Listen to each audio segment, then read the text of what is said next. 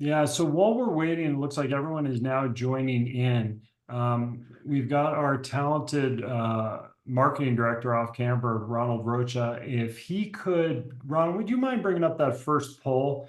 What we'd like to do is start the webinar today by asking a few questions of how you are feeling about what we're seeing in the headlines, what you're feeling about real estate here in Bend. And I think if you could give us a few of these answers, I think it would really help us understand what to talk about today and might inform.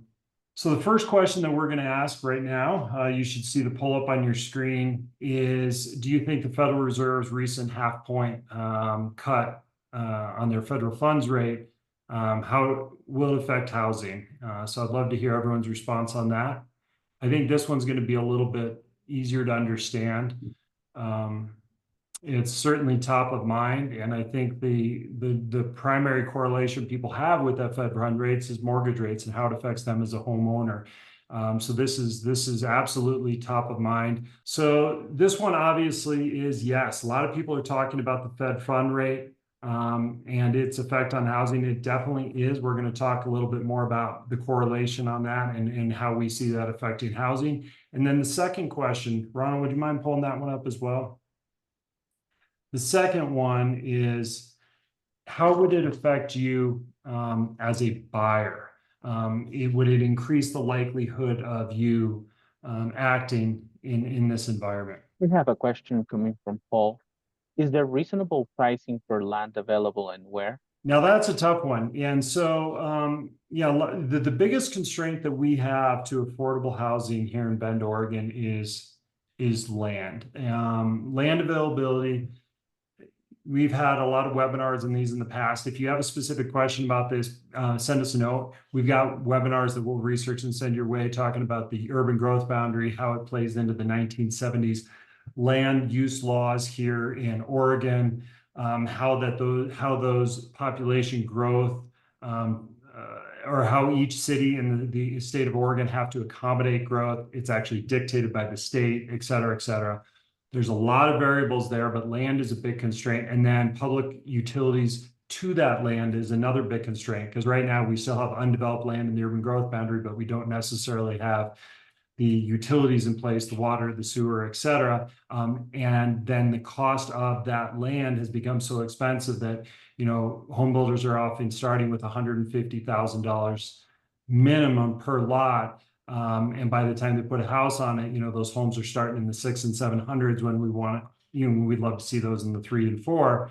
But it's simply not a factor that works with today's land prices.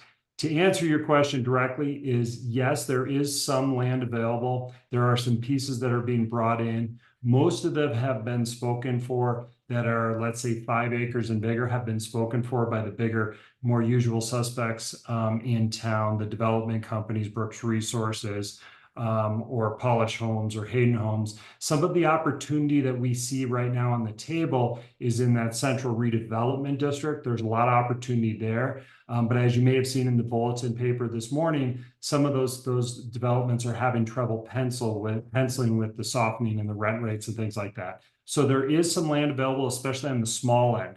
For the small time people that want to build a duplex, a triplex, a development of 5 or 10 home, there are some opportunities to buy a home, rip it down, or build around it.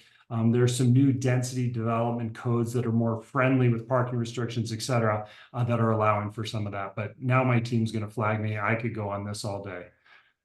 Well, and just really quickly, you're presenting at Bend 101 at the end of October. There's a discussion about city planning, urban growth. So we'll reach out to you after this webinar, and we can follow up with you with some more information on that as well. Okay, so to put a pin in this, let's get the webinar going. The number 2 poll, yes, people are going to be more likely to purchase a home in a falling interest rate. And then let's quickly do that third poll there, Ronald. And this will be the kickoff to getting this conversation going. Then the final thing, we're going to try this real quick. Down on the bottom of the screen, because we're all accustomed to QR codes. If you guys want to try it, I'm going to do it with my phone right now. We have a QR code in the bottom right. If you're already watching this on your phone, then you can go to your browser and just type in menti.com, and there's a code there. What this will allow you to be a little more free to put in the word of the day. This goes back to Sesame Street, the word of the day of how you feel about housing right now in Bend, Oregon. And we're going to get off to the races and have a succinct webinar here in the next few minutes. Okay, number 3. That's interesting. And we'll talk about why. More sellers, let's post that. More sellers are now coming to the market because of falling interest rates as well. And then Ronald, can we pull up that Menti poll? If you share your screen, I believe it's a live thing, and it's going to be a lot of fun to kind of see what's on top of people's mind here.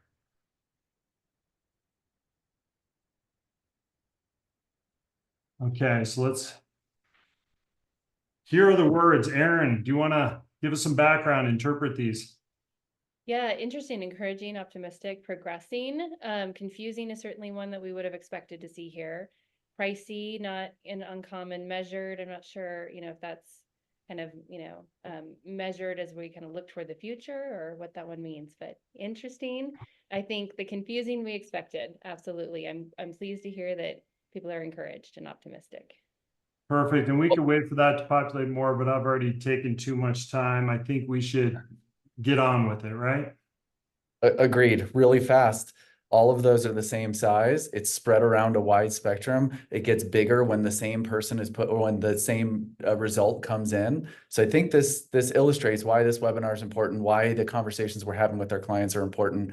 It's a wide range, and everyone's feeling something different. So perfect. Let's go back to the presentation and let's get this going. So let me share my screen here. And for those of you that missed, I'm joined here today by Erin Martin and Steve Lacrosse, leaders here on the LAD group. And we've got a lot of fun stuff to talk about here today. So what I wanted to start with a little bit was the psychological concept of rosy retrospection. And my team's like, why are you talking about that today?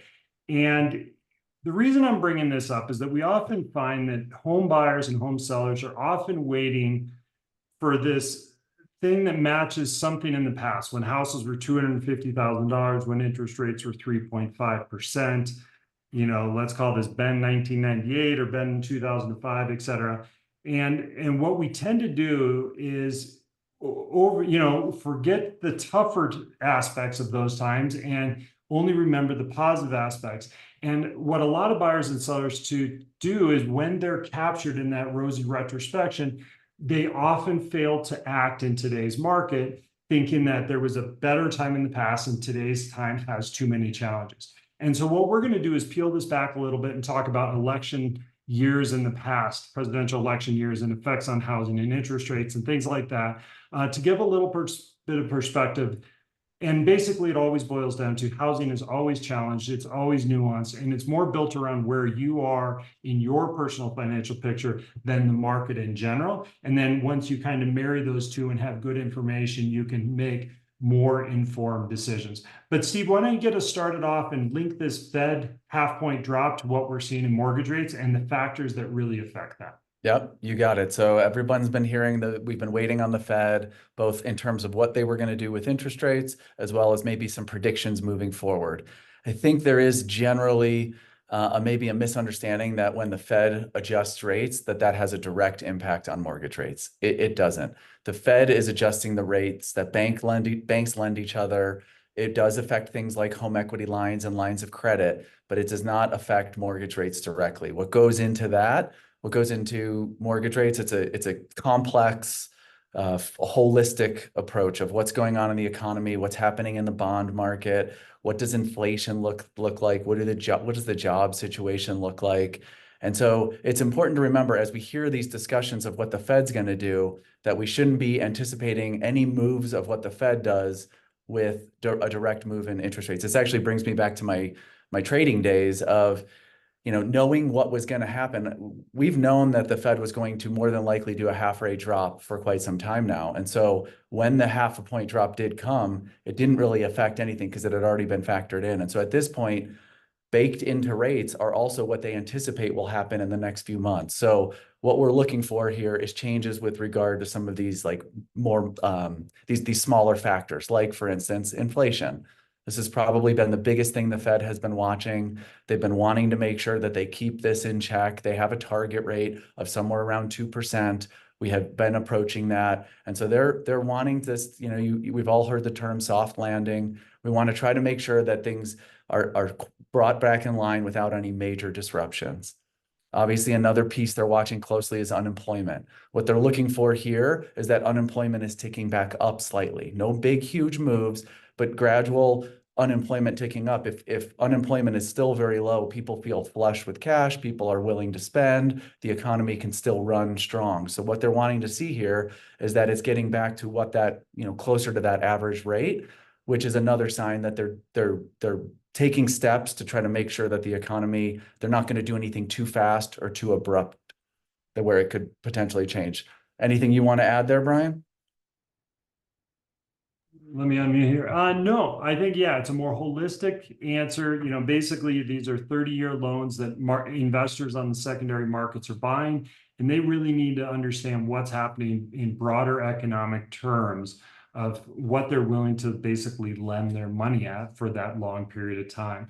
But what we are seeing is a general consensus across all boards. This is Fannie Mae, this is NAR, this is Wells Fargo, et cetera, on through, is a softening in that interest rate environment for the next year or so. And in fact, most are predicting that the Fed, which is still the primary driver, are going to do another 6 to 8 cuts in the year to come, year and a half to come.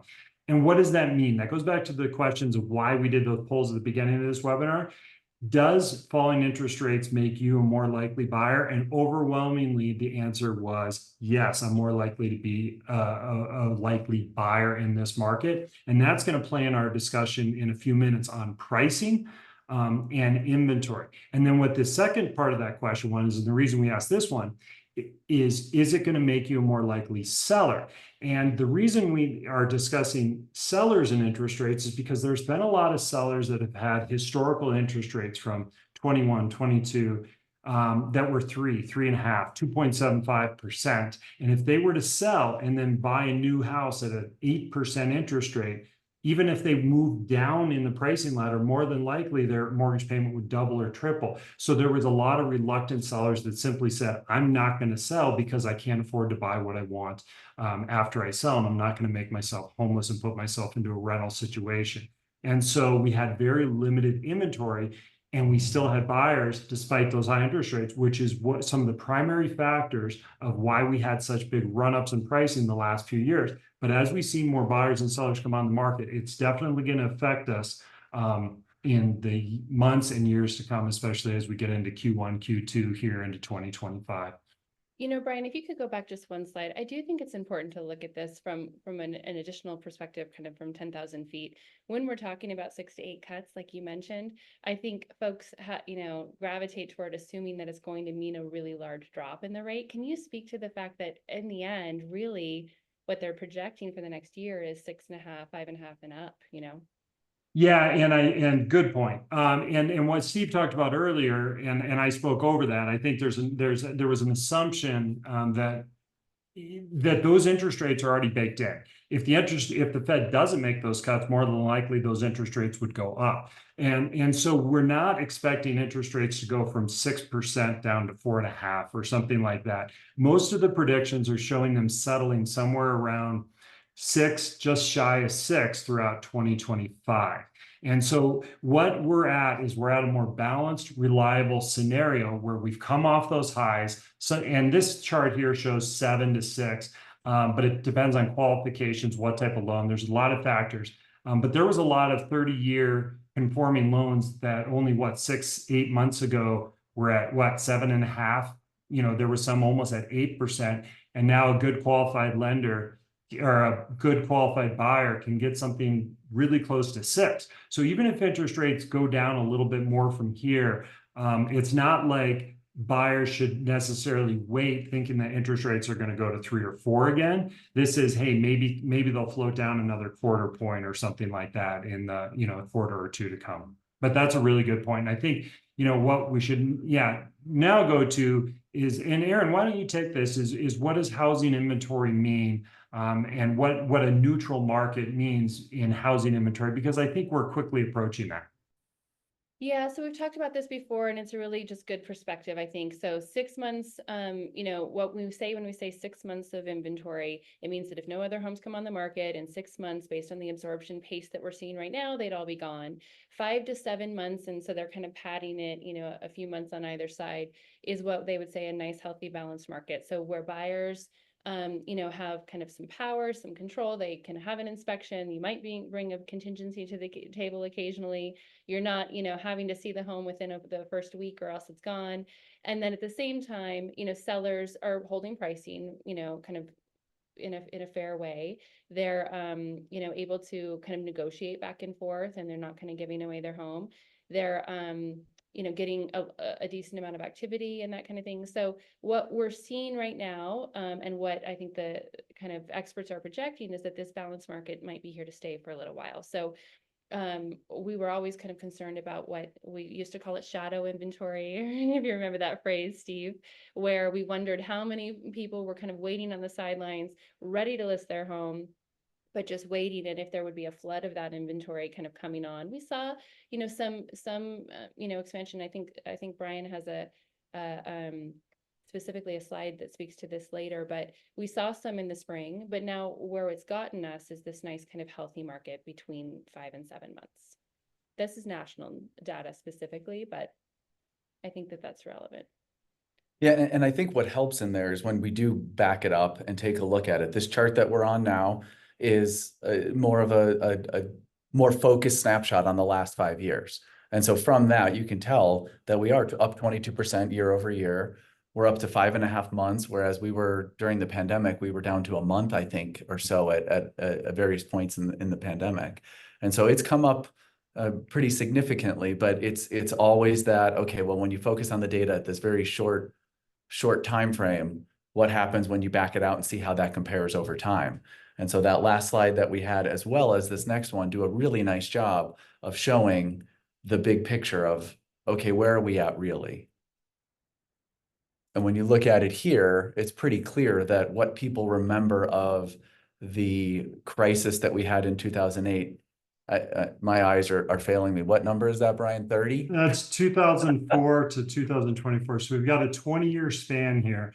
And this shows, we peaked at almost 30 months of inventory in the crisis. And so even though a lot of the headlines say, hey, housing is up by 30%, a lot of people extrapolate inventory goes up by a third, prices are coming down, right? And this will hopefully help you add a little bit of add perspective for you on what a housing crisis really looks like. And what you guys just talked about in the previous slides, a neutral balance market is 5 to 7 months. And let me see if I can get that bar to overlay.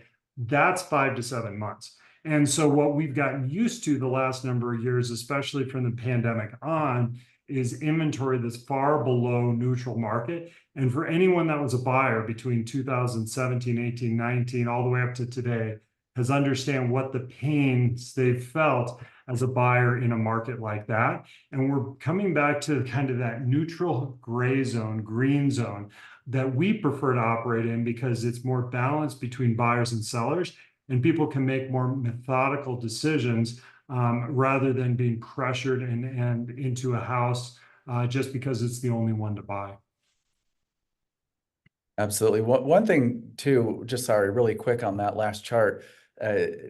One of the things that's also reassuring in this is even as we're coming back up to what are these more normal balance levels, you still see a very consistent cyclical pattern. There's no abrupt movements in any direction. It's not like we hit a low and we've shot straight back up. For the last number of years, as we've worked our way back towards this balanced area, it is still a very cyclical, normal, expected market move, or these are expected market movements on a monthly and yearly basis. And so again, you can look back to the years from 2008 until 2010. Those were big abrupt moves, and we're just chugging right along, doing what you'd anticipate, which is work our way back to the norm. Yeah, and as we work our way back to the norm, we're seeing that result in changes in how homes are selling. Erin, do you want to go over this? You're on the front lines of most of our listings. Yeah, and this What are is you seeing as far as how long it takes to sell? Yeah, absolutely. Yeah, I think folks always ask this question of us, and it's whether or not this is time in escrow also, and the answer is no. This means just sitting on the market, on the market from when it's actively listed before it goes pending. So I think that's important. And we see here that yes, there was this is national data, so I think it's helpful, and then we'll get to the kind of the local stuff in just a bit. But it's very seasonal as well, where it's longer during the winter, which is typical. And you can see where there was, in May, it went down to 44 days, but we're at 53 days on market. And I think this is interesting because it means, it's not going to sell in the first weekend anymore. It's not even going to sell in the first 30 days. And so preparing our sellers to understand that and not be concerned or make rash decisions about huge price drops, or think that it's something, wrong with the home right at first, I think is important. I think setting the stage as people make their move is the other, kind of important thing. When they're shopping for the next home or when they're thinking about how the move looks and the timing of that, I think this is valuable insight to recognize it could take up to 60 days, and that's healthy and normal. So. Yeah, and we talked about this earlier when we were prepping for this. It's kind of a bookend market a little bit, right? And Steve, you had a good anecdote for this or a data point made. Can you extrapolate on that? Yeah, absolutely. So this is national. Locally, we're at about 59 days on average for a sale. Yet 23% of the market right now, I double checked it right before we started. It's 23% of the pending sales right now in Bend were pending within a week. So although the days on market has ticked up over the last few months and now sits on average at about 2 months, there is still almost a quarter of the market is selling within that first week. And I know later on we'll talk through selling strategy and that type of stuff. But if a home is marketed well and priced well and presented well and all the stuff that we'll talk about, there are buyers out there and they're ready to act. So again, when you look at averages or you look at medians, that's a data point, but it doesn't talk through different segments of the market, different product types, as well as just, how quickly are some moving. And then there are others that have been on the market for over a year. And the homes that have been on for over the year, they're seeing some price reductions, and we're starting to see that nationwide, correct? Absolutely. Yeah. So again, these are national numbers. We can get you some updated local numbers as well. Part of price reductions, we always recommend, or discuss this with our clients, is part of price reductions are sometimes homes come on too high out of the gate, right? Sometimes homes are priced very well out of the gate, they're marketed well, but price reductions in general don't necessarily mean a falling market. It often means that someone was extrapolating, someone was basing it on what happened, last month, last year, 2 years ago, and therefore it should be, X% higher. And so we are seeing that price reductions are still happening in large numbers. However, in Bend, we're still seeing homes on average sell at 98% of list price. So, that our standard norms in Bend for probably 15 years or so have been somewhere in that 96 to 98% of asking price. And again, this changes in different price categories and different segments of the market. But to me, that shows me that buyers are getting a little bit more realistic with where they're listing homes. So the price reductions, when a home does go pending, it's going pending within a couple percent of asking. Yeah, and I think what Steve you were talking about earlier is the price reductions we're seeing are not on well-priced, well-marketed homes. It's usually on properties that were one of two things. One, either they were just priced far too high and they were an extrapolation off of those 2022 highs, or that it's just improperly positioned, or a combination thereof. And sometimes you can get caught into this gray area and you start doing price reductions, but you didn't come on right away at the, you didn't have all your ducks in a row at the beginning marketing wise, and you just didn't quite have, the package wasn't tidy before it hit the market, and you kind of chase the market down. Eventually you kind of put your hands up and be like, why is this not happening? And I think that's part of a more comprehensive marketing strategy. And it's why we have really direct conversations with our sellers up front, because there's a lot of sellers that are saying, hey, I don't mind going too high because I'm going to wait for that one buyer. It just takes one, right? But what we often find is that in very specific price ranges, especially on the upper end, let's talk 1.5, 2.5, 3.5 million, whatnot, there's only a handful of buyers. And if one or two of those buyers purchase another home instead of yours, sometimes the waiting game is 3, 6, 9 months until that next right buyer comes along. But more importantly, when they see price reductions on a home, they don't want that last banana at the grocery store. If someone else doesn't want it, they don't want it either. So there's a lot of psychology involved in pricing. But what we've seen here recently is that all this is really still in the green. We've had positive price appreciation. Early 23, everybody, all the experts, all the headlines are saying the world's end housing prices are going to crash after the pandemic with these high interest rates.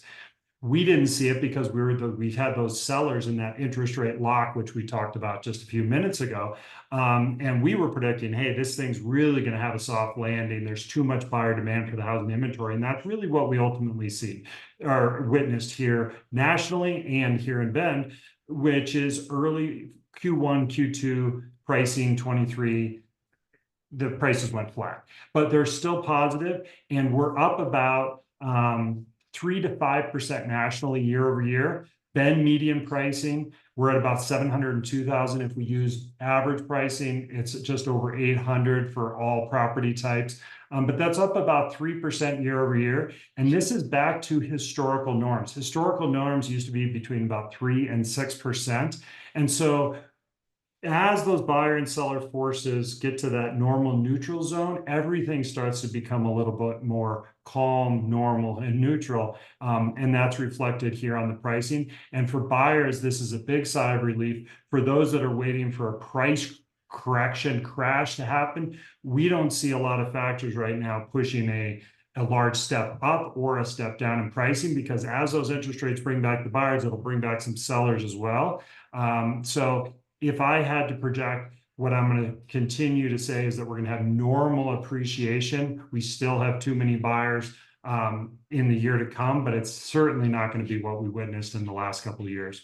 Erin, is this the discussion you're having on the front lines with our sellers right now? It is, and I was just kind of anecdotally sharing, I think earlier with Steve, that we've had a couple of invites to people's homes lately where folks bought what they perceived to be the peak, in 2022, and they're like, oh man, did we overbuy?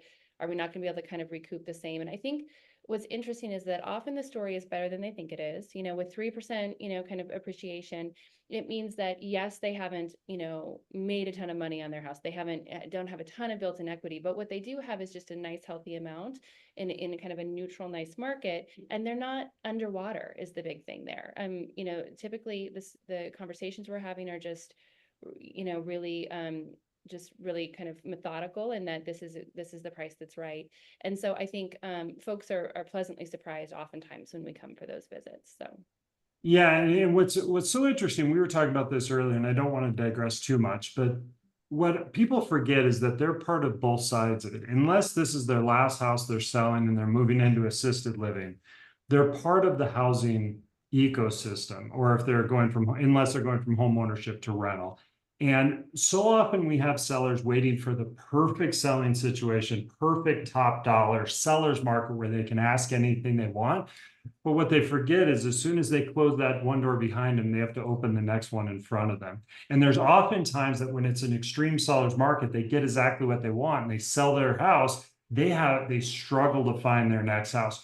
Or the opposite situation, they want to be able to have a buying situation and make these really low offers. But then the sellers are not interested. So, we've got to remember that neutral zone that we're in right now is probably the healthiest place to be for both buying and selling, because you can make a methodical decision, because these houses that people own are 3, 5, 10, 15 years. And to rush into it or rush out of it often creates a lot of chaos in people's lives. And the housing market, it's not a perfect market. This isn't the stock market where you can find a price to sell a home by just adjusting it down a couple more pennies and finding that, 1 out of a billion buyers, somebody's going to buy it.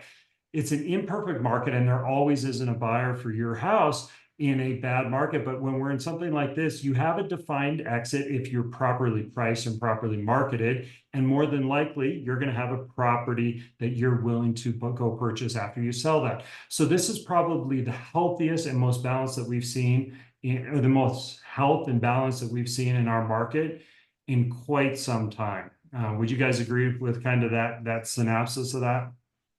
Yeah, absolutely. And we've alluded to it a few times. When it comes to selling your home, it is important to get the pricing right. It's important to get the marketing right. It's important to get the presentation right so that when people walk in, they feel at home, they feel like they can envision themselves in it. It's important that we tell the right story of the home, that the people, at the end of the day, someone is buying this house because of a change in life, a vision of something better. And so it's important to get all of those factors right. And this graphic that we have up here just outlines some of the things that people are concerned with on both ends of it.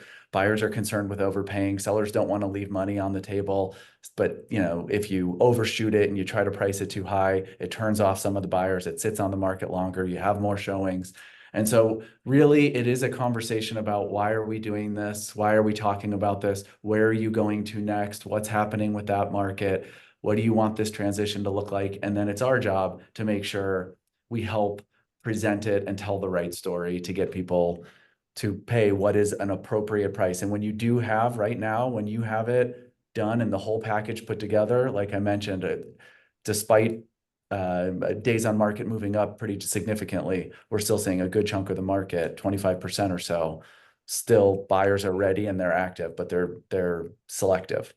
Yeah, and the other factor of this, and I don't want to make this a pitch about our team, is that we've found a lot of sellers right now who had relied on either discount agents or friends or family to try to sell their homes, and they've failed to do so. And that worked when we were in an extremely constrained environment the last 2-3 years, when we had the fewest homes available in the history of Bend. But as we get back to normal levels and people have 5, 6, 7 months of inventory to look through, all of a sudden marketing matters. And this is where we've actually had a couple of houses come to us in the last 3-4 months where people failed to sell. They came back to us, we repackaged it, put together a comprehensive marketing strategy, identified who the buyers were going to be. Often we didn't have to necessarily adjust the price. We just came back at it from a whole fresh angle, gave it some new marketing energy, some new marketing folks, and we were able to get it kind of put back to that top of the pile. So this is a marketing that demands, or a market that demands marketing expertise. And you really have to have your eye on the ball as inventory and competition grows. Absolutely. So who wants to tackle the election? We're not going to talk sides, but let's talk the election. We talked about this a couple of months ago in our webinar, but this is what we're going to close today's webinar with. And I think it's so relevant. We're 45 days from the election. There's a lot of buyers and sellers that are uncertain because of the headlines in the paper about the election, and it's worth discussing. Who wants to take a crack at this? I'm happy to. So what we're looking at here is, yes, there's uncertainty. There's always uncertainty. Every election cycle, there's uncertainty. It's economic, it's political. I mean, it's political. There's wars. There's you name it, a pandemic. And so there's always a certain amount of uncertainty out there. And usually, what that uncertainty does is it causes people to just pause for a second and go, "All right, let me take a moment here. Let me figure out what I'm doing. Why don't we just see how this plays out?" But what it doesn't do is it doesn't get people out of the market altogether. It just causes a little bit of a pause where people say, let's just wait and see how this plays out. I know I'm hearing that, Erin. I'm assuming you're hearing that from your clients. We did a webinar on this just about a month ago. But that's generally what it is. It's just a concern of not necessarily being sure of how it's going to shake out and how it might affect them, how it might affect prices, how it might affect other inventory that's on the market. And so historically, what we see is this time of year going into elections, normally we see a drop in activity from October to November. And in election years, that drop is more pronounced. So that indicates what we've seen anecdotally, which is people saying, let's just see what happens after the election. Let's continue this conversation on January 1st. And this is it. This slide, pretty clearly represents that. But Erin, I don't know if you want to talk about what we normally see after that. Yeah. So I think the big thing is that it's not that buyers are choosing not to buy, they're just pausing. And so they're pausing and waiting until things shake out, until they feel, a little more confidence, and then they move forward, at kind of increased rates in the quarters following. So, you can see here in contextually, there was only one time where that wasn't the case in the last 8, I guess these are presidential election cycles. And that was a unique scenario, 2008 to 2009. So it's not that buyers are saying, no, I'm not buying again. And we've used that quote before from Lawrence Young. It's that they're saying, let's wait and see, and let's, kind of tackle it in the new year, typically. So Yeah, and I think the other interesting part of this is what you said, is that people do not change their decision. They just pause a beat and then get back on with life. And what we've often seen is in the December, January, February following presidential cycles, all that paused activity from October, November comes back with a vengeance, and we're back to normal within a few months. It makes up that delta, so that we often see winners in these years actually outperform a normal year. So for sellers that normally say, hey, I'm off the market, I'll come back on in April, May, June, that's when everyone else is going to be coming back on the market. And in a falling interest rate environment, there may be some buyers this winter, but don't be surprised if your home has not many people looking at it, especially end of October, early November. But what we quickly found out is that right, left, or center, people usually get over it, accept the reality of what the political landscape is after the election, and within a couple weeks, people are back on leading their own lives again, and that activity picking up pretty quickly. Do you remember this, guys, from 4 years ago as well? Absolutely. And we've said it before. Who's the buyer that's out in December going through the snow to go look at houses? It's a real buyer. It's a serious buyer. So yeah. And so with that, we're over. This is our last slide, but we're a little bit over. I told one too many stories. But what it really comes back to, and how we often put a bow on it, is that timing the market's impossible. It's time in market, not market timing. And if you're waiting for perfect conditions, you might always be waiting. And we're not saying today is a good time to buy or sell for you. But this is where it's a nuanced market. There's not a clear direction. We're not in a boom. We're not in a bust. Thank goodness we're in a more neutral market. But it's a skilled market. It's an accurate market. And when you go to market, make sure you're not too high. Make sure you've got a comprehensive plan. And then as a buyer, really have your ear to the ground, because there's going to be some continued opportunity, both in inventory, and perhaps there's going to be some lingering seller fear, or homes that were perhaps overpriced started making price reductions. They're a little shook, a little unsure of the world. There's still a few buying opportunities out there as we close out 2024. Any parting words, Erin or Steve? No, I mean, I think we would agree with all this, and then just say that, real estate is unique to you. And so a strategy session is the right next step. Oh, there you have it. Perfect. Yeah. That, we'd love to sit down and talk about precisely the dynamics at play for you, and then, formulate a plan accordingly, because all of this is helpful right up until, it matters to you. And then we've got to make it specific. Yeah, well, thank you all. I appreciate all your time. It looks like everyone hung through for the whole webinar here today. We're going to have a copy of this sent out to everybody that registered, so you'll get a copy of this. And then we're always here. We're one email, click, text, call away, and we'd love to catch up and continue to serve you. Kind of on our agenda, what's next for our group, guys? We have Bend 101 coming up. I think that's something that's going to be really interesting. That's late October, correct? Yep, that's late October. We've got a breast cancer awareness tournament that we're doing next week up in Tetherow. We've got some projects that we're having launches for, so give us a call. We're super excited to share everything that's going on. We're appreciative of all of you, and thank you for the opportunity. Wonderful. Thank you, Steve. Thank you, Erin. And we'll put a wrap on it, and everyone get on with it. It's a beautiful afternoon. It's a little blustery out there, but still a good time to go take a hike. Cheers.